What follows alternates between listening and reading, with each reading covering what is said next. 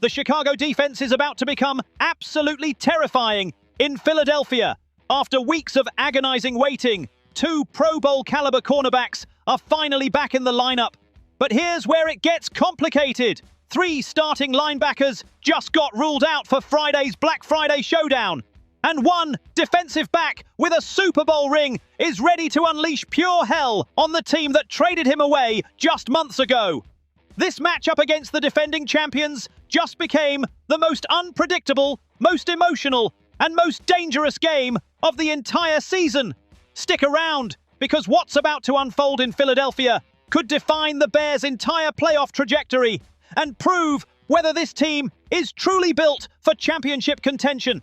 Development news. 1. Johnson and Gordon activated the moment every single Bears fan has been desperately waiting for since the opening kickoff of September has officially arrived. Jaylon Johnson and Kyler Gordon are activated from injured reserve, and both are expected to suit up this Friday night against the Philadelphia Eagles. This is not a drill. This is not a rumor. This is happening. Bears secondary is whole again, and the timing could not be more perfect. Head coach Ben Johnson confirmed the news during Wednesday's media availability, stating, quote, "We've got a plan in place for them, and we're really right on track with what we're hoping to get done with them. So we'll know soon enough." Translation for those who don't speak coach language: they're playing, they're getting meaningful snaps, and they're about to make the Eagles' offensive game plan a whole lot more complicated. Now let's break down exactly what this activation means for the Bears' defense and why this is such a massive development heading into the biggest game of the season so far. Jaylon Johnson, the back-to-back Pro Bowl cornerback and arguably the best pure cover corner in the entire NFC, has been sidelined essentially the entire 2025 season. His absence forced the coaching staff to lean heavily on unproven depth players and rookies who weren't supposed to see significant playing time this early in their careers. Enter Nahshon Wright, the 6'4" cornerback who wasn't even guaranteed a roster spot coming out of training camp. Wright stepped into Johnson's role on the defense's right side and proceeded to do something absolutely remarkable. He co-leads the entire National Football League in interceptions alongside veteran safety Kevin Byard with 5 picks through the first 12 weeks of the season. That's not a misprint. A guy who was fighting for a backup job is now tied for the league lead in one of the most important defensive statistics in football. Wright's emergence has been one of the feel-good stories of the Bears season. He's made plays in critical moments. He's shown incredible ball skills. He's demonstrated the kind of instincts that you simply cannot teach. And now the coaching staff faces what defensive coordinator Dennis Allen called a good problem to have. Too many talented cornerbacks, not enough spots on the field at the same time. Allen addressed this situation during Tuesday's press conference, saying, quote, "It's a good problem to have. We'll have a plan to try to utilize all the pieces that we have to the puzzle. We'll try to utilize those to the best of our ability to try to get ourselves in the best position to be successful. But what does that actually look like in practice? How do you keep 3 elite cornerbacks happy and productive?" Here's where it gets interesting from a strategic standpoint. Wright has been playing Johnson's traditional right cornerback spot, but Wright also spent significant time during the offseason and training camp working on the left side as competition for Tyreek Stevenson. Stevenson is now out with a hip injury that he aggravated during last week's victory over Pittsburgh. So the natural move would be for Wright to slide over to the left side, which he's already familiar with, and let Johnson reclaim his rightful spot on the right side. But there's another layer to this puzzle. Does Allen decide to run more 3 cornerback packages to keep all his playmakers on the field? Does he rotate based on down and distance? Does he use specific matchup advantages depending on what formation the Eagles show? The possibilities are endless, and that's exactly what makes this defense so dangerous moving forward. Now let's talk about Kyler Gordon. The talented young cornerback has been out of action since Week 7 with an injury that created a massive hole in the nickel defense. The Bears' response? They went out and signed C.J. Gardner-Johnson, a proven veteran with a Super Bowl ring from last season with these same Philadelphia Eagles. And Gardner-Johnson has been everything the Bears hoped for and more. He's a playmaker. He's a leader. He's a communicator.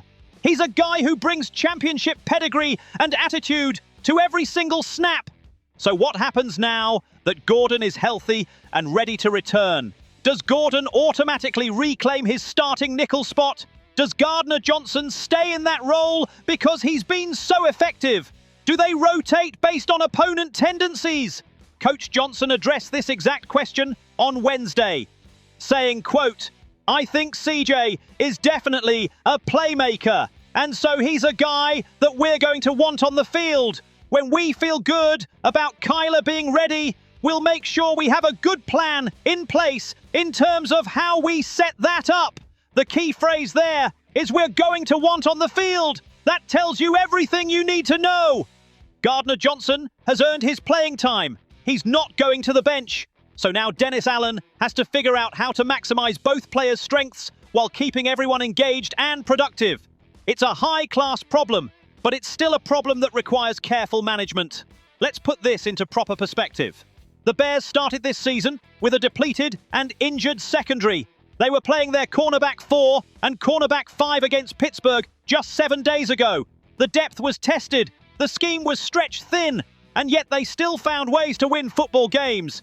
They're currently riding a 4-game winning streak. They're 8-3. They're sitting atop the NFC North Division. They've done all of this without 2 of their best defensive players. Now imagine what this defense can do with everyone healthy and available.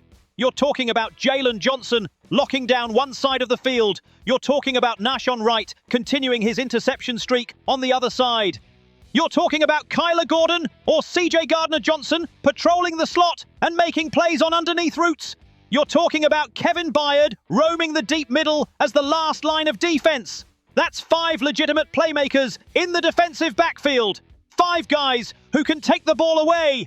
5 guys who can shut down elite receivers. The Philadelphia Eagles have one of the most talented receiving corps in the entire league. A.J. Brown is a physical specimen who can beat you deep or in the short game. Devonta Smith, if he's healthy enough to play, is a precise route runner with excellent hands. Jalen Hurts is a dual-threat quarterback who can extend plays with his legs and create opportunities downfield. This is exactly the type of offense that requires your best players to be available and playing at their highest level. And here's the most important part.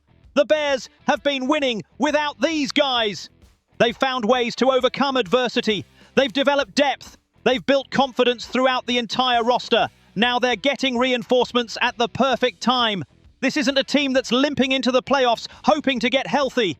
This is a team that's hitting its stride at exactly the right moment in the season. Dennis Allen is about to show the entire league why he's considered one of the most creative and innovative defensive minds in football. He's going to have options. He's going to have flexibility. He's going to be able to disguise coverages and confuse Jalen Hurts in ways that weren't possible when he was down to his 4th and 5th cornerbacks. The chess match between Allen and Eagles offensive coordinator Kellen Moore just became exponentially more interesting. The Eagles better be ready because the monsters of the Midway are back. The secondary is loaded and the Bears defense is about to show Philadelphia exactly what a fully healthy, fully operational unit looks like when everything clicks at the same time. This is the moment Bears fans have been waiting for all season long, and it's happening on the biggest stage against the defending Super Bowl champions. Friday night in Philadelphia is going to be must-watch television. What do you think Dennis Allen should do with all these talented cornerbacks? Should Wright stay on the outside? Should Gordon or Gardner-Johnson own the slot? Drop your thoughts in the comments below, because this is a fascinating decision that could determine the outcome of this game. Development. News 2. 3 linebackers out. Now here's where the good news turns into a legitimate crisis. While the secondary is finally getting healthy and whole, the linebacker room is completely falling apart at the worst possible time. The Chicago Bears will be without 3 linebackers when they take the field Friday night in Philadelphia. TJ Edwards, Noah Sewell, and Ruben Hippolyte II are all officially ruled out. And let's not forget that Tremaine Edmonds is already on injured reserve. That's 4 linebackers unavailable, 4 key pieces of the defensive puzzle missing in action against one of the most physical and run-heavy offences in the entire National Football League. Let's start with TJ Edwards, because his absence might be the most damaging of all. The 29-year-old veteran is out with both hand and hamstring injuries. This will mark his 6th missed game of the season. When healthy, Edwards has been a steady and reliable presence in the middle of the defence. He's totaled 31 tackles, 12 solo and 19 assisted, along with 3 passes defended and 1.5 stuffs for 2 stuffed yards across just 5 games played. Those numbers might not jump off the page, but Edwards brings something that doesn't always show up in the stat sheet. Experience, leadership, communication, pre-snap adjustments, all the little things that make a defence function properly. Edwards is the type of player who makes everyone around him better. He's the guy who recognises offensive formations and gets everyone lined up correctly. He's the veteran who knows when to check out of a bad call and into a better one. He's the communicator who keeps the defence organised when offences try to go tempo and catch you off guard. Losing that kind of presence in the middle of your defence is devastating, especially against an Eagles offense that loves to use motion and shifts to create confusion and mismatches. Now let's talk about Noah Sewell. The 23-year-old linebacker is having an absolute breakout season. He's been a tackling machine with 55 total tackles, 31 of them solo, 1 forced fumble, and 6 stuffs for 3 stuffed yards across 9 games played. Sewell's ability to diagnose plays quickly and fill gaps aggressively has been critical to the Bears' success, stopping the run this season. He plays with violence. He plays with instinct. He plays with the kind of physicality that sets the tone for an entire defense. Losing Sewell against the Eagles is particularly painful because of how Philadelphia wants to attack defenses. They want to establish the run game early. They want to wear you down with their massive offensive line. They want to create play-action opportunities off that run success. And they want Jalen Hurts to have the option to keep the ball on read option plays and pick up chunk yardage with his legs. All of that becomes significantly easier when you're missing your best run stopping linebacker. Ruben Hippolyte II is also out with a shoulder injury. The 24-year-old rookie has appeared in 7 games this season and recorded 6 tackles. Now, his numbers aren't going to wow anyone. But in a game where depth matters, where special teams matter, where having bodies available matters, losing even your 3rd-string linebacker hurts. Because now you're down to your 4th and 5th options. You're down to guys who might not have taken a defensive snap all season. You're down to practice squad call-ups who are learning the playbook on the fly. So who's actually going to play linebacker for the Bears on Friday night? That's the million-dollar question. The team signed Dominique Hampton to the practice squad earlier this week. That move wasn't a coincidence. That move was insurance. That move was the front office recognizing that the linebacker room was in crisis mode and they needed to add a body who could potentially be elevated for game day if the situation got desperate enough. And guess what? The situation is desperate. Here's the brutal reality. The Philadelphia Eagles have one of the most physical and punishing rushing attacks in the entire league. Their offensive line is massive. They have multiple tight end sets that they love to use in short yardage situations. They have a running back in the backfield who can pound the rock between the tackles. And they have Jalen Hurts, who is one of the most dangerous running quarterbacks in football. Hurts can beat you with designed quarterback runs. He can beat you with scrambles when plays break down. He can beat you with read option plays where he's making split-second decisions based on what the defense shows him. All of those things become exponentially more dangerous when you don't have your starting linebackers available to make plays. The Eagles are going to test the Bears' run defense early and often. They're going to try to establish physical dominance at the line of scrimmage. They're going to try to wear down a depleted linebacker core over the course of 4 quarters. And if they succeed, if they can run the ball effectively, then everything else opens up. Play action becomes deadly. Deep shots downfield become available. The entire offensive playbook expands. But wait, there's more bad news. The injury report doesn't stop with linebackers. Dominique Robinson, The edge rusher who provides critical pass rush depth is out with a concussion. Luke Newman, the versatile offensive lineman who can play multiple positions and even lined up as a fullback in some short yardage packages, is out with a foot injury. Tyreek Stevenson, as we already mentioned, is out with a hip injury. The Bears are banged up across the board. This isn't just a linebacker problem. This is a depth problem at multiple positions. So how does Dennis Allen scheme around all of this? How do you compensate for missing 4 linebackers against one of the most run-heavy teams in football? The answer is, you get creative. You adapt. You adjust. You put your defensive line in position to dominate at the point of attack. You ask your edge rushers to set the edge and force everything back inside. You bring your safeties down into the box more often to provide extra run support. You play more nickel and dime packages and rely on speed rather than size to make tackles in space. Allen has been dealing with injuries all season long. This isn't new territory for him. He's been playing next man up football since week 1. And you know what? The Bears are 8-3. They're winning games. They're finding ways to overcome adversity. But this is the biggest test yet. This is the defending Super Bowl champions. This is a primetime Black Friday game with the entire football world watching. This is the kind of game that exposes weaknesses if you're not careful. The Eagles are going to attack the Bears' depleted linebacker core from the opening snap. They're going to run the ball right at them. They're going to test whether the backups can hold up physically over 4 quarters. They're going to try to impose their will and make the Bears quit. But here's what Philadelphia might not be accounting for. This Bears team has grit. This team has fight. This team has refused to use injuries as an excuse all season long. The defensive line is going to have to be dominant. Grady Jarrett, Gervon Dexter, and the rest of the front 4 are going to have to control the line of scrimmage and make plays in the backfield. The edge rushers are going to have to set the edge and not let anything bounce outside. The safeties are going to have to be aggressive in run support and make open field tackles. Everyone is going to have to do a little bit more to compensate for the missing linebackers. This is a gut check game. This is a game where depth and coaching get tested to the absolute limit.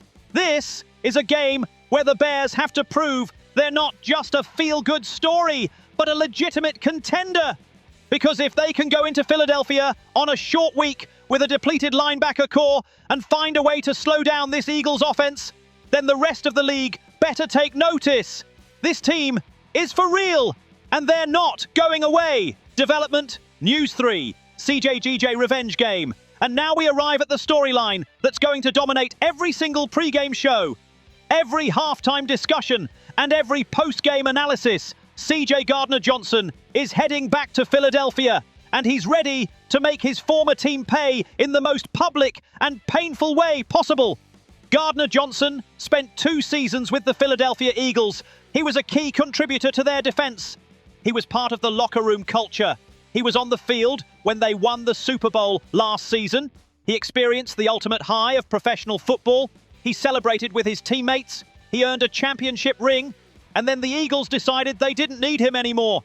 They traded him away. They moved on.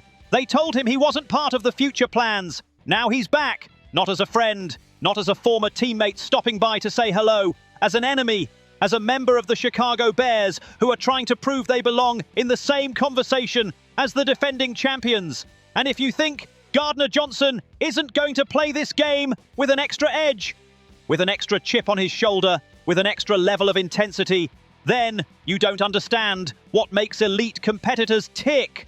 When asked about returning to Philadelphia during Wednesday's media availability, Gardner-Johnson tried to downplay the emotions and the storyline. He said, quote, "I got shipped off, so it didn't last too good, it didn't last too long. I'm just here to play football. Everybody wants me to get out of my body for this weekend. But to be honest with you, I'm ready to play football. The past is the past. That Super Bowl championship, that's last year. It's a new season. Time to move on." That's the politically correct answer. That's what you're supposed to say when reporters stick microphones in your face and ask about facing your former team. You're supposed to be professional. You're supposed to say all the right things. You're supposed to act like it's just another game. But here's the truth that everyone knows, but nobody wants to say out loud. Gardner Johnson is fired up. He's motivated. He's ready to prove that Philadelphia made a massive mistake by letting him go. You don't just forget about being traded. You don't just forget about being told you're not part of the plan anymore. You don't just forget about being shipped off to another team after you helped win a championship. That stuff sticks with you. That stuff fuels you. That stuff becomes the chip on your shoulder that drives you to play at an even higher level. And Gardner Johnson is already one of the most intense and emotional players in the league. Now you're adding gasoline to that fire. Eagles head coach Nick Sirianni tried to take the high road when discussing his former player. He said, quote, "I love CJ. We had great times together. I miss him. That's nice. That's classy." That's what a head coach is supposed to say about a former player who helped bring a championship to the organization. But Gardner Johnson isn't interested in nostalgia. He's not interested in reminiscing about the good old days. He's interested in winning, and he's interested in showing the Eagles that they made the wrong decision. Eagles safety Reed Blankenship, who was a teammate of Gardner Johnson's last season, spoke about catching up with him earlier this week. Blankenship said, quote, "CJ actually texted me last night and we caught up a little bit." I'm proud of what he's doing. I've always respected him as a player and especially as a brother. I still believe that we're family and I'm glad he's doing well. I love to see him play regardless of where he's at. He's dominating. I love to see that. And if the emotions run high, they run high. He's a great ball player and he plays with that emotion. But I'm glad he's doing well. That last line is the most important one. If the emotions run high, they run high. Translation: everyone knows Gardner Johnson is going to be emotional. Everyone knows he's going to be fired up. Everyone knows this game means more to him than just another regular season matchup. And that makes him even more dangerous. Since joining the Chicago Bears, Gardner Johnson has been everything this defense needed and more. He's a playmaker who creates turnovers. He's a leader who holds teammates accountable. He's a communicator who keeps the secondary organized. He's a guy who brings championship pedigree and championship expectations to a team that's trying to build a championship culture. His impact goes beyond statistics. His impact is felt in the locker room, on the practice field, and in critical moments during games. Now he gets to showcase all of that against the team that let him go. He gets to play in front of the Philadelphia fans who used to cheer for him. He gets to line up across from offensive players he used to practice against every single day. He gets to prove that the Eagles made a mistake. And if you don't think that's going to bring out the absolute best version of CJ Gardner Johnson, then you haven't been paying attention to how elite competitors operate. Expect Gardner Johnson to be everywhere on Friday night. Expect him to be in the middle of every tackle. Expect him to be talking after every play. Expect him to be celebrating every single stop like it's the Super Bowl. Because for him, in a lot of ways, it is. This is his chance to prove that he's still elite.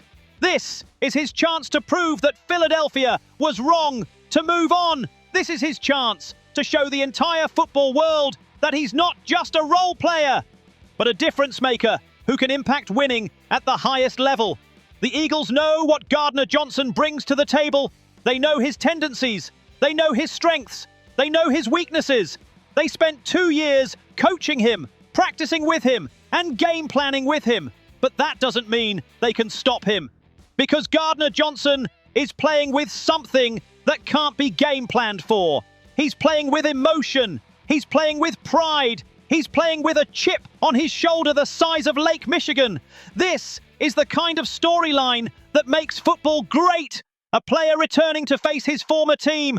A player with something to prove. A player who wants to show the world that he was undervalued and underappreciated. And if the Bears win on Friday night, if they go into Philadelphia and knock off the defending champions on national television, CJ Gardner Johnson is going to be right in the middle of it.